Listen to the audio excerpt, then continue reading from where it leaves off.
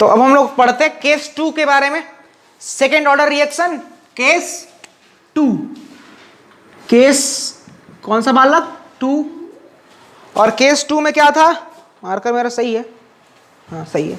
Case 2 में क्या था, केस 2 में बोल रहा हूं when concentration of reactant are different, मतलब कि रिएक्टेंट जो थे दोनों, उन दोनों का कंसंट्रेशन अब मैं क्या लेके चल रहा हूं, अलग अलग है अब, ठीक है। तो बताओ जो हाइपोथेटिकल रिएक्शन लिए थे क्या लिए थे, ए था और बी था, इससे क्या बना रहे थे बाबू, प्रोडक्ट। अब ए से बी से प्रोडक्ट बना रहे हैं। अब हम लोग क्या कर रहे हैं, हेडिंग ही मेरा क्या है केस 2 में कि दोनों का रिएक्टेंट का कंसंट्रेशन अलग अलग, मतलब t इक्वल टू 0 पे अगर मान लो इसका कंसंट्रेशन A है और इसका कंसंट्रेशन B है, अलग अलग है। केस 1 में दोनों को मैंने A लिया था। अब मैं एक वैधानिक चेतावनी बता रहा हूं, ध्यान से इसका डेरिवेशन देखना, ध्यान से देखना डेरिवेशन को, क्योंकि थोड़ा सा इसमें मैथमेटिकल पार्ट ज्यादा है, कुछ कुछ हल्का सा इंटीग्रेशन का मैं यूज करूंगा यहाँ पे। बेसिक सा इंटीग्रेशन है, अगर आप 12th में पढ़े होगे तो समझ में आएगा, नहीं तो कोई ज्यादा बहुत बड़ा तीर नहीं मार देंगे हम लोग, बहुत छोटा सा ही है। लेकिन ध्यान से देखिएगा क्योंकि थोड़ा सा कैलकुलेशन और डेरिवेशन थोड़ा सा लंबा जाएगा इसमें, ठीक है। तो स्टार्ट करते हैं।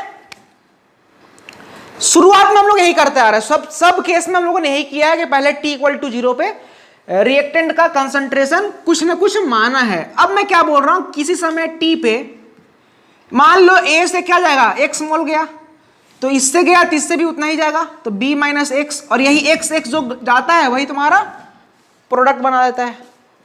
यहां तक तो मैंने बताया भी था, एक लेक्चर में बताया था कैसे मोल निकालते हैं रिएक्टेंट से प्रोडक्ट का, ये सारा बताया हूं मैं पहले। आप पहले का अगर सीरीज वाइज फॉलो कर रहे होगे तो कहीं भी कोई दिक्कत नहीं आ रहा होगा, कोई भी चमत्कार नहीं लग रहा होगा, कोई भी चीज। अब ध्यान से देखिएगा, मैं रेट लॉ का यूज कर रहा हूं। रेट लॉ पढ़े थे आप लोग, तो रेट लॉ दो चीज था, एक रेट में ये भी हम लोग पढ़े थे, रेट जो होता है वो कंसंट्रेशन का चेंज विथ रिस्पेक्ट टू क्या, टाइम। माइनस क्यों लगा, क्योंकि रिएक्टेंट में है, ये बताया था निकालना आप लोग को। और क्या रख सकते हैं, तो कंसंट्रेशन ऑफ बी, क्योंकि बी भी है रिएक्टेंट में, बाय टाइम। अगर प्रोडक्ट होता तो प्रोडक्ट में क्या लिखते हैं, इज इक्वल टू प्लस करके लिखते हैं। अब रेट को हम लोग रेट लॉ से एक और चीज लिख सकते हैं, क्या लिख सकते हैं, तो रेट को हम और क्या लिख सकते हैं बालक, तो रेट को और लिख सकते हैं rate is equal to rate constant. चूंकि आपको शुरू में हम लोग क्या मान के चल रहे हैं, second order reaction. Second order reaction मतलब इन दोनों के कंसंट्रेशन पे डिपेंड कर रहा है। तो रेट क्या बोल रहा था, कंसंट्रेशन ऑफ ए का पावर 1 बोल दूं और बी का पावर 1 बोल दूं। ये 1 1 माना क्यों, ये 1 इसलिए माना, ये कोई एलिमेंट्री रिएक्शन नहीं है, मैंने 1 1 इसलिए माना क्योंकि हम लोग शुरू से ही केस बना के ही चल रहे हैं कि हम लोग किसके बारे में पढ़ रहे हैं, सेकेंड ऑर्डर के बारे में पढ़ रहे हैं। तो सेकेंड ऑर्डर होगा कब, जब इन दोनों को पावर 1 1 हो। 1 और 1 क्या हो गया, x प्लस वाई, क्या हो, x प्लस वाई को जितना जोड़ते हो वो जो आता है वही आपका ऑर्डर हो जाता है रिएक्शन का। अब ध्यान देना, ये भी रेट है, ये भी रेट है, दोनों को मैं बराबर कर दूं, दोनों इक्वेशन को, तो अर्थात क्या आ जाएगा, अर्थात ये आ जाएगा आपका कि minus d by d t is equal to minus change in concentration with respect to t is equal to k concentration of a और कंसंट्रेशन ऑफ बी। यही आ रहा है, दिख रहा है आप लोग को, हाँ दिख रहा है। अब ध्यान दीजिएगा थोड़ा सा अच्छे से, चेंज इन कंसंट्रेशन ऑफ ए, मतलब ए का कंसंट्रेशन में चेंज कितना आया, किसके रिस्पेक्ट में, तो टाइम के रिस्पेक्ट में। तो ध्यान देना डी ए बोला है, मतलब ए का कंसंट्रेशन में चेंज, तो चेंज कैसे आया, पहले ए था बाद में कितना हो गया, ए माइनस एक्स। तो कभी भी चेंज को कैसे लिखते हैं, चेंज जब होता है तो चेंज को कैसे लिखते हैं, तो चेंज लिखते हैं जो फाइनल वैल्यू आया उसको माइनस कर देते हैं इनिशियल वैल्यू से। फाइनल वैल्यू जो आ रहा है उसको हम अगर माइनस कर दें इनिशियल वैल्यू से तो उसका चेंज निकल जाएगा, कितना से चेंज कर रहा है। तो ध्यान से बताओ फाइनल वैल्यू क्या है, यहाँ पे किसी समय टी पे फाइनल वैल्यू है इसका, और इनिशियल वैल्यू क्या था, ए था। तो मैं यहां लिख सकता हूं क्या, माइनस को माइनस उतार दिया, इस डी ए को मतलब चेंज इन कंसंट्रेशन ऑफ ए को क्या बोल दिया, फाइनल मेरा वैल्यू है a माइनस एक्स, तो a माइनस एक्स, ठीक है। और इनिशियल क्या है, इनिशियल है a, तो माइनस a। क्या कर रहा हूं, final value minus initial value. क्यों कर रहा हूं, क्योंकि dA क्या होता है, बेसिकली क्या होता है, चेंज बोलते हैं ना, change in a with respect to time. ध्यान से बस देखना, समझ में आएगा, कहीं रटना कुछ नहीं है। अब dt को dt उतार दो with respect to time. Same काम आप b को भी कर सकते हो। b में क्या आ जाएगा, यहां पे b के लिए जब करोगे तो क्या आएगा, आप खुद से लिख के देखो, माइनस, यहां दिख रहा होगा ना आप लोग को, चलो मैं यहां लिख दे रहा हूं, ये मैं a के लिए लिखा हूं, ठीक है, इज इक्वल टू, छोटा थोड़ा सा लिख रहा हूं, ध्यान से देखना आप लोग। b के लिए क्या करूंगा, माइनस को माइनस उतार दो, फाइनल b का क्या होता, b माइनस एक्स, और इनिशियल क्या था b का, a, तो माइनस, सॉरी a नहीं, इनिशियल क्या था b का, b with respect to time. समझ में आ रहा है इतना बात। अब आप ध्यान से देखना, तो ये a और ये कट जाएगा, इसमें भी ये b कट जाएगा। मतलब कि अर्थात क्या आ रहा है, ये जो ये टर्म आ रहा है, क्या आ रहा है आपका, तो ये माइनस इस माइनस से मल्टीप्लाई हो गया, क्या आ जाएगा, मतलब कि ये दोनों के दोनों इक्वेशन क्या दे रहे हैं हमारा, dx बाई dt दे रहे हैं। x है क्या यहाँ पे, x ये है, डिसोसिएशन जो डिसोसिएट हुआ है मोल वो दिया है, dx by dt is equal to, अब बताओ इज इक्वल टू, इसके बराबर भी तो लिख सकते हैं, तो इज इक्वल टू हो गया मेरा k, a का कंसंट्रेशन किसी समय t पे और b का कंसंट्रेशन किसी समय t पे।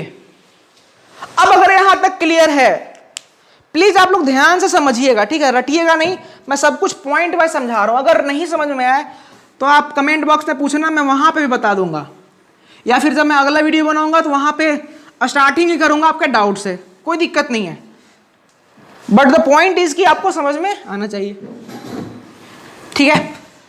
अब मेरा फाइनल हम लोग यहां तक पहुंच गए। अब इसको और थोड़ा सा बढ़ाते हैं, इसको मैं यहां पे अब लिख रहा हूं, इधर आ रहा हूं, तो dx बाई dt को ऐसे छोड़ दो। हम लोग बात कहां पे कर रहे हैं, किसी समय t पे कर रहे हैं, किसी समय t पे कर रहे हैं, तो किसी समय t पे a का कंसंट्रेशन कितना है, a माइनस एक्स है। आप चाहो तो यहां पे लिख लेना, यहां पे एक पॉइंट लिख लेना कि एट एनी टाइम t, मतलब किसी समय t पे, जो ये t है, तो क्या हो जाएगा, dx बाई dt जो हो जाएगा बाबू, वो हो जाएगा आपका k, कंसंट्रेशन ऑफ a क्या है किसी समय t पे, तो a माइनस एक्स, और कंसंट्रेशन ऑफ b कितना है किसी समय t पे, तो b माइनस एक्स। अब आपको समझ में आ रहा होगा मैं क्या करने जा रहा हूं। अब मैं करने जा रहा हूं आपका इंटीग्रेशन, जिसको देख करके ना, जब मैं भी आप लोग के टाइम पे था, जब मैं पढ़ाई कर रहा होता था, तो इंटीग्रेशन देख के लगता था अरे काल आ गया काल, लेकिन एक्चुअली ऐसा है नहीं। ये एक्चुअली बात ये है ना कि जो स्टूडेंट लाइफ होता है उस टाइम पे ना, ये सब स्टूडेंट के मन में एक भ्रम हो जाती है कि इंटीग्रेशन है मतलब हमसे नहीं होगा, लेकिन जैसे जैसे आप और बढ़ते जाओगे तो फिर ये चीज़ें आसान लगने लगता है। अब देखते हैं आप लोग इसके बारे में पढ़े हो कि नहीं, इंटीग्रेशन, ऐसा कुछ इंटीग्रेशन हो तो। अब ध्यान से इसको और बढ़ाते हैं, इसको मैं यहाँ पे फिर अब लिख रहा हूँ, तो ध्यान देना बाबू, dx बाई dt जो है इज इक्वल टू k है k, तो एक बार मैं इसको लिख ही दे रहा हूँ, a माइनस एक्स और b माइनस। अब मैं क्या कर रहा हूँ, इस वाले टर्म को नीचे ला रहा हूँ, देखना कैसे कर रहा हूँ, dx by a minus x और b minus x is equal to, इनको उठा के नीचे लाया और इसको मैं इधर ले गया, तो ये हो गया k dt। यहां तक समझ में आ गया होगा। थोड़ा सा और बढ़ते हैं आगे, थोड़ा सा और आगे बढ़े तो क्या करेंगे, dx, अब देखना ध्यान से, ये एक रूल होता है इंटीग्रेशन में, और ये रूल पढ़ाया जाता है, ये बहुत बेसिक सा रूल है, पढ़ाया भी जाता है। होता क्या, ध्यान से देखना, dx को मैं बाहर रख रहा हूं, फिलहाल इस पे कंसंट्रेट करो, इस वाले पे, सिर्फ इस पे कंसंट्रेट करो, ठीक है। तो ध्यान देखना, इसको मैं ऐसे लिख दूं क्या, 1 by a minus x minus 1 by b minus x, और ध्यान देखना ये वही वाला पार्ट इंपॉर्टेंट है, b माइनस ए और ये dx को मैं यहां रख रहा हूं इज इक्वल टू के डी टी। अब यहां पे खोपड़ी थोड़ा तिल मिलाया होगा, ये क्या कर दिए। ध्यान देना, इंटीग्रेशन पता नहीं आप लोग पढ़े हो नहीं पढ़े मुझे मालूम नहीं है। इंटीग्रेशन में इसको शायद क्या कहते हैं, उसको शायद हाँ पार्शियल फ्रैक्शन कहते हैं, इसको याद आ गया मुझे, पार्शियल फ्रैक्शन कहते हैं। जब भी ऐसा रहता है a माइनस एक्स और b माइनस एक्स रहता है, और इसको अगर हम लोग को प्लस या माइनस के टर्म में लिखना होता है तो आप लोगों को पता नहीं सर कैसे बताएं, हम लोग ऐसे पढ़े थे, पहले a को रख दो ऊपर, मान लो a और a माइनस एक्स और प्लस b और b माइनस एक्स। अब इन दोनों इक्वेशन को कंपेयर करके a और b का वैल्यू पता कर लो, ठीक है। ये बताया जाता है, आप लोग अगर इंटीग्रेशन पढ़े हो नहीं पढ़े हो मुझे पता नहीं, लेकिन इंटीग्रेशन बताया जाता है, 12th क्लास में ही ये चीज है, बताया भी जाता है। अब अगर समझ में नहीं आ रहा तो आप खुद सोचना क्या करना है इसमें। आप क्या करना, ये जो पूरा टर्म दिया हुआ है, ये जो पूरा टर्म मैंने लिखा है, इसको आप एलसीएम लेकर सॉल्व करना, देखना पुनः ये आ जाएगा। इसको सॉल्व करना, पूरा जो मैंने घेरा है इसको घेर करके इसको सॉल्व करना है। सॉल्व कैसे करना है, तीन दोनों को एलसीएम ले लेना, फिर ऐसे ऐसे जो करते हो नॉर्मल जो करते हो वो करना। नॉर्मल करोगे ना तो देखना ऊपर आ जाएगा b माइनस ए, और b माइनस ए जो है ना इसको काट देगा और तुम्हारा फिर से ये बन जाएगा। आप करना, क्योंकि आपको डाउट फिर क्लियर हो जाएगा। करना क्या है, तो करना कुछ नहीं है, इसको सॉल्व करके ये लाना है, फिर से इसको फिर से ये लाओगे, पूरे डब्बे को सॉल्व करके ये ला सकते हो तुम। और ये इससे कैसे करते हैं, तो मैंने बताया ना आपको करना, जो क्या कहते हैं उसको पार्शियल फ्रैक्शन जो कहते हैं, उससे आता है। आपको पता होगा अगर आप लोगों ने इंटीग्रेशन पढ़ा होगा। खैर आगे बढ़ते हैं। अब मैं क्या करने जा रहा हूं, थोड़ा सा इंटीग्रेशन का यूज ज्यादा है इसमें, इसको थोड़ा सा और एक्सपेंड कर रहा हूं। तो इस dx को मैं इससे भी मल्टीप्लाई कर रहा हूं और इस dx को इससे भी मल्टीप्लाई कर रहा हूं। तो अब क्या आ जाएगा, dx a minus x minus dx b minus x, कर दूं ऐसा, और इसको बाहर ही छोड़ दो, 1 बाई b माइनस ए के डी टी। मैं आराम से बढ़ रहा हूं, अगर आपको समझ में नहीं आया तब वीडियो को पॉज करना, जो स्टेप समझ में नहीं आया उसको थोड़ा सा पीछे जाना, फिर से उसको समझना कैसे किए। अगर यहां तक क्लियर है, अब बस कुछ नहीं करना, सिंपल सा बात है, इन दोनों में बोथ साइड लिख लेना। ये पूरा इक्वेशन लिखने के बाद लिख लेना इंटीग्रेटिंग ऑन बोथ साइड। दोनों साइड क्या कर रहे हैं, इंटीग्रेशन कर रहे हैं। अब इंटीग्रेशन कर ही रहे हैं तो अब मैं इसको मिटा दे रहा हूं, आप लोग लिख ही लिए होगे इसको।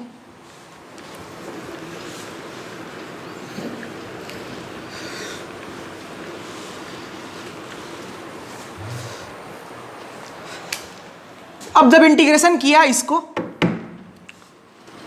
तो 1 by b minus a constant है, इसको बाहर ले आओ, integration dx a minus x minus integration dx b minus x is equal to integration k d t. ठीक है, इसको मैंने और एक्सपेंड करके ऐसे लिख दिया। अब थोड़ा सा सिंपल हो गया है क्योंकि ये बाहर था। अब आपको ये करने तो आता ही होगा, तो ये भी बताते हैं टीचर लोग कि 1 बाई ए माइनस ए का इंटीग्रेशन करोगे तो क्या आता है, ये फॉर्मूला लिखवाता है। जब आप इंटीग्रेशन पढ़ लिए होगे तो समझ में आ रहा होगा। तो 1 बाई ए माइनस एक्स का जो इंटीग्रेशन होता है वैसा होता है, माइनस का ln ए माइनस एक्स आता है। जिन्होंने पढ़ा होगा ln क्या है, लॉग का बेस ई होता है, ln बोलते हैं उसको। ठीक है, आप लोगों को दिख रहा होगा ना, दिख रहा है, चलो ठीक है। 1 बाई ए माइनस एक्स का इंटीग्रेशन ये होता है, आप लोगों ने मैथ में पढ़ा होगा। अब वही यूज कर रहे हैं हम लोग यहां पे। तो 1 बाई बी माइनस ए, इसका इंटीग्रेशन क्या हो जाएगा बालक, तो माइनस ln ए माइनस एक्स। इसका इंटीग्रेशन क्या होगा, तो इसका इंटीग्रेशन हो जाएगा आपका माइनस एक पहले से है और एक और माइनस यहां से आएगा जैसे यहां पे आया है। चलो मैं और एक्सपेंड कर ही दे रहा हूं, तुम लोग भी क्या याद रखोगे, माइनस का ln b माइनस एक्स। हा ठीक है, यहां तक पहुंच गए। राइट हैंड साइड में kt, थोड़ा सा बोरिंग लग रहा होगा नहीं कि कर क्या रहे हैं, कैसे कर रहे हैं, लेकिन कोई नहीं, समझना आप लोग, इंपॉर्टेंट तो है ही। जब मैं भी आपके उम्र में था तो मुझे भी लगता था कि क्या हो रहा है, लेकिन अब चीज़ें क्लियर है। अब ये माइनस माइनस क्या हो जाएगा, प्लस, तो minus l n a minus x को उतार दिया, माइनस माइनस हो गया plus l n b minus x. हाँ, यहां तक पहुंच गए। और ये दिख रहा है यहां के डी टी को मैंने कर दिया था के टी, और जब इंटीग्रेट करते थे कांस्टेंट भी आता है, is equal to k t plus सी। के डी टी का इंटीग्रेशन हो गया के टी, क्योंकि के तो कांस्टेंट है तो के को बाहर निकाल लो, डी टी का इंटीग्रेशन हो गया टी, और जब इंटीग्रेशन होता है तो कांस्टेंट भी आता है, उस कांस्टेंट को मैंने रख दिया सी। ये हम लोग स्टार्टिंग से करते आ रहे हैं। जल्दी जल्दी आगे बढ़ो। जनरली इतना लॉन्ग डेरिवेशन कोई कराता नहीं, लेकिन जस्ट फॉर एक होता है ना सेटिस्फैक्शन कि कैसे फाइनल रिजल्ट आया, उसके कारण मैं करवा रहा हूं आप लोग को। प्रोसेस देखो, फाइनल रिजल्ट अगर याद रख सकते हो तो याद रख लेना, लेकिन प्रोसेस देख लो। अब यहां तक पहुंच गए हैं तो अब और थोड़ा सा आगे बढ़ते हैं। दिख रहा है आप लोग को? हाँ दिख रहा है। अब 1 by b minus a, l n b minus x है और यहां पे माइनस है। ये प्रॉपर्टी पढ़े होगे आप लोग, l n a minus l n b पढ़े होगे। इसको कैसे लिखते थे, l n a by b लिखते थे ना, ये पढ़े होगे। तो वही मैं फॉलो कर रहा हूं, प्लस यहां माइनस यहां है, तो इसको फॉलो करके कैसे लिख लेंगे, इसको फॉलो करके लिख लेंगे क्या, एल एन प्लस वाला है तो इसको ऊपर लिखेंगे तो b minus x divided by a minus x. इसको एक्सपेंड करेंगे तो पुनः ये आ जाएगा, इज इक्वल टू बालक के टी प्लस सी। ठीक है, अब क्या करना है, अब आप जानते हैं, बच्चा जानता है क्या करते थे इसके बाद। तो इसके बाद करते थे, पॉइंट बनाते थे कि at t equal to zero, मतलब टी इक्वल टू जीरो मतलब समय जीरो पे।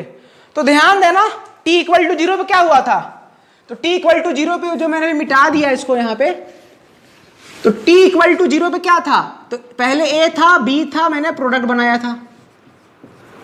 अब टी इक्वल टू जीरो पे ये ए था और ये बी था, और टी इक्वल टू टी पे ये ए माइनस एक्स क्या था और ये बी माइनस एक्स क्या था। अब बताना, ध्यान से देखना, ध्यान से, टी इक्वल टू जीरो पे एक्स को क्या लिया था, ध्यान देना, टी इक्वल टू टी पे क्या होगा, ए माइनस एक्स हो गया। तो टी इक्वल टू जीरो पे मतलब जब रिएक्शन स्टार्ट हुआ था तो एक्स का वैल्यू कितना होता है जब रिएक्शन स्टार्ट होता है, तो जब रिएक्शन स्टार्ट होता है मतलब टी इक्वल टू जीरो, उस टाइम एक्स का वैल्यू क्या होता है, तो उस टाइम एक्स का वैल्यू जीरो होता है, क्योंकि एक्स को जीरो रखोगे तो पुनः आपका क्या आ जाएगा, ए आ जाएगा। तो वही मैं कह रहा हूं, at t equal to zero x क्या होना चाहिए, जीरो होना चाहिए, क्योंकि जब शुरुआत होता है रिएक्शन का तो उस टाइम पे कोई भी मोल रिएक्टेंट का टूटता नहीं है, कोई समय के बाद जाकर टूटता है, स्टार्टिंग में टूटना शुरू नहीं करता। जैसे जैसे समय बढ़ेगा वैसे वैसे उसका मोल टूटना शुरू करेगा और प्रोडक्ट बनना शुरू करेगा। तो x बताता क्या है, तो x बताता है कि कितना मोल टूटा। तो t इक्वल टू जीरो पे मोल टूटा क्या, तो नहीं टूटा, तो इसलिए मैंने रख दिया x इक्वल टू जीरो। अब x इक्वल टू जीरो इस इक्वेशन में रख दो, और t को यहां क्या रख दोगे, जीरो रख दोगे, जो कि हम लोग ऑलरेडी करते आ रहे हैं, जीरोथ में किया था, फर्स्ट में किया था, और अब सेकेंड में भी कर रहे हैं। तो इस वाले इक्वेशन में क्या कर रहे हैं, t को जीरो पुट कर रहे हैं और x को भी जीरो पुट कर रहे हैं। ऐसा क्यों कर रहे हैं, तो मैंने आपको रीजन दे दिया।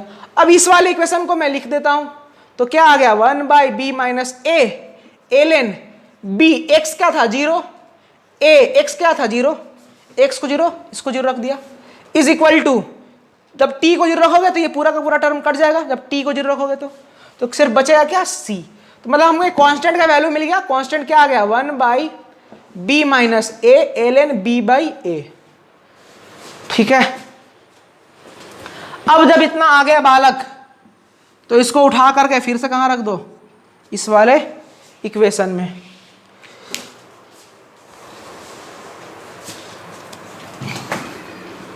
डेराइव कराते कराते ही मेरा सारा लेक्चर खत्म हो जाएगा। खैर कोई नहीं, जानकारी is the most important thing. चलो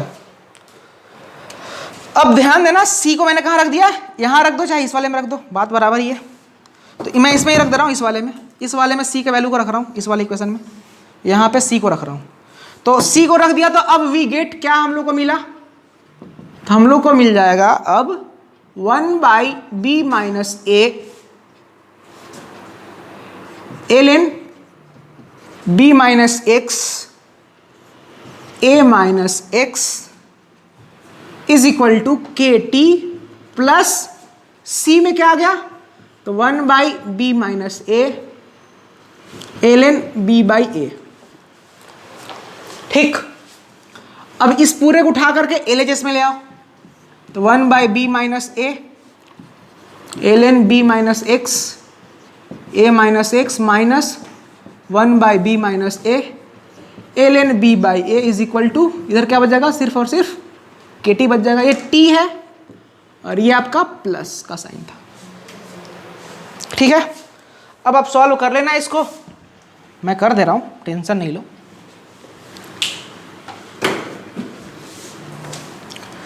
अब ध्यान देना 1/b माइनस a और यहां भी 1/b माइनस a है, इसको मैं कॉमन ले रहा हूं, तो अब क्या बचा, तो ln b minus a minus x और यहां क्या बचा, तो ln b by a is equal to k t. अब फिर से वो वाला प्रॉपर्टी लगा दूं क्या, फिर से वाला प्रॉपर्टी लगा दूं, वही ln a minus ln b क्या होता था, तो ln a बाई b होता था। देखिए ये ln a है और ये ln b है, तो अब क्या आ जाएगा, तो b minus a is equal to ln, ये ऊपर रहेगा मतलब b minus x a minus x divided by ये पूरा का नीचे मतलब b बाई a नीचे is equal to k t. Finally हम लोग अब रिजल्ट के काफ़ी नज़दीक पहुंच चुके हैं। Finally we are closest to the result. अब क्या करना, कुछ नहीं, सॉल्व हो गया अपना, थोड़ा सा और सिंप्लीफाई कर दे रहे, छोटा सा बना दे रहे इसको, तो के टी जो आ गया वो क्या आ गया, 1/b minus a ln b minus x और ये a ऊपर चल जाएगा और a माइनस x b, ये है हमारा फाइनल रिजल्ट। इसी के पीछे हम लोग इतना झमेला कर रहे थे, तो this is the final result, यही हमारा फाइनल रिजल्ट है। और ये कब है, तो ये केस 2 जो मैंने बताया आप लोग को, ये बोर्ड एग्जाम्स में मोस्टली नहीं आता है, लेकिन मैं बता नहीं सकता, कर लो, याद तो रख लेना, अगर डेरिवेशन याद नहीं रख सको तो। ऐसे याद तो कुछ नहीं रखना इसमें, नॉर्मली जो 12th में पढ़ते आ रहा है वही चीज़ है। तो केस 2 था क्या, a प्लस b से जब आप प्रोडक्ट बनाते हैं और उसमें कंसंट्रेशन a का अलग हो और b का अलग हो, तब जा कर के आपका ये वाला रिजल्ट आता है। लेकिन t इक्वल टू 0 पे, लेकिन अगर t इक्वल टू 0 पे दोनों का कंसंट्रेशन सेम हो, तब एक छोटा सा रिजल्ट आया था, क्या आया था, k t is equal to 1/80 minus 1/a0। तो ये तो खैर याद रखना, ये तो याद रखोगे, इसको कंपटीशन पॉइंट ऑफ व्यू से इंपॉर्टेंट है, इसलिए मैंने करा दिया, क्योंकि जो कंपटीशन के लिए तैयारी कर रहे हैं, जो भी कोई कॉम्पिटिटिव एग्जाम के लिए तैयारी कर रहे हैं, तो वो भी साथ साथ पढ़ाई करते रहे। बोर्ड वाले के लिए ये वाला ज़्यादा इंपॉर्टेंट है, मतलब केस 1 उनके लिए ज़्यादा इंपॉर्टेंट है जब दोनों का रिएक्टेंट का कंसंट्रेशन सेम होता है। तो यहाँ तक हम लोग पहुँच गए, अब इसमें कुछ और मॉडिफिकेशन कर सकते हैं, तो चलो मैं अभी बता दे रहा हूँ। ये मेरा फाइनल रिजल्ट है, ये कब है, जब केस 2, जब दोनों का कंसंट्रेशन अलग अलग हो, मतलब रिएक्टेंट का कंसंट्रेशन क्या हो, अलग अलग हो, तब जाके फॉर्मूला ये आता है। ये B क्या था, तो B कंसंट्रेशन था इसका, A किसका कंसंट्रेशन था, तो A था मेरा इसका, और X क्या था, तो X कितना मोल डिसोसिएट हो रहा है समय t पे, किसी समय t पे कितना मोल डिसोसिएट हो रहा है वो तुम्हारा X ये है। तो ये सारी चीजें आप खुद से लिख लेना।